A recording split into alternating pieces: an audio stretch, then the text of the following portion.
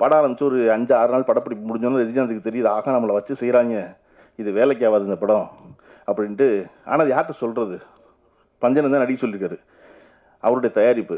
பஞ்சனை கூப்பிட்டு இது ஒன்றும் தேடுற மாதிரி தெரியல, இது எனக்கான படமாக இல்லை அப்படின்னொன்னே பஞ்சன் ஏன் அப்படின்னு, இல்லை என்னையை வச்சு இதெல்லாம் எடுத்துக்கிட்டு இருக்கீங்க, அந்த படம் தம்பிக்கு இந்த ஊர், என்னையை வச்சு இந்த படமெல்லாம் இப்படிலாம் எடுத்துக்கிட்டு இருக்கீங்க, மாட்டு வாழை தூக்கி நான் மணி பார்க்குறேன், சாணி வச்சு ராட்டி தட்டுறேன், நீங்கள் ஏதோ காதல் கதை, நீங்கள் மாதவி இருக்காங்க, நீங்கள் அப்பா சண்டே, நீங்கள் அதெல்லாம் ஒன்றும் பெருசாக நிற்கிற மாதிரி தெரியல, நான் தாங்குவேனா இதுக்கெல்லாம் அப்படின்னோடனே பஞ்சனை சொன்னார் ரஜினி, எல்லா ஹீரோவுக்கும் 2 சண்டை வைக்கிறோம், அதிகபட்சம் 3 சண்டை, நீ ஆக்ஷன் ஹீரோங்கிறனால உனக்கு 5 சண்டை வைக்கிறோம், இப்போவே 5 சண்டை 1984, இப்போவே 5 சண்டைனா அடுத்த 5 வருஷம் கழிச்சு எத்தனை சண்டை போடுவ நீ?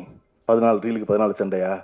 அதனால காமெடி பண்ணு, அதான் நீ தில்லுமுல்லாம் பண்ணல அப்புறம் என்ன அப்படின்னு. இல்லை அது அமோல் பல்லக்கர் நடித்து ஏற்கனவே ஹிந்தியில் சக்ஸஸ்ஃபுல்லாக ஓடினது, சாருக்காக, பாலச்சந்திரன் சாருக்காக பண்ணது, இது அதுவாகவும் இல்லை இதுவாகவும் இல்லை, ஒரே குழப்பமாக இருக்கே அப்படின்னொன்னே, சரி இந்த படம் ஓடல, என்ன பிரச்சனை ஆகணும், என்ன பிரச்சனை ஆகும், ஒன்றும் ஆகாது அப்படின்னா ரஜினி.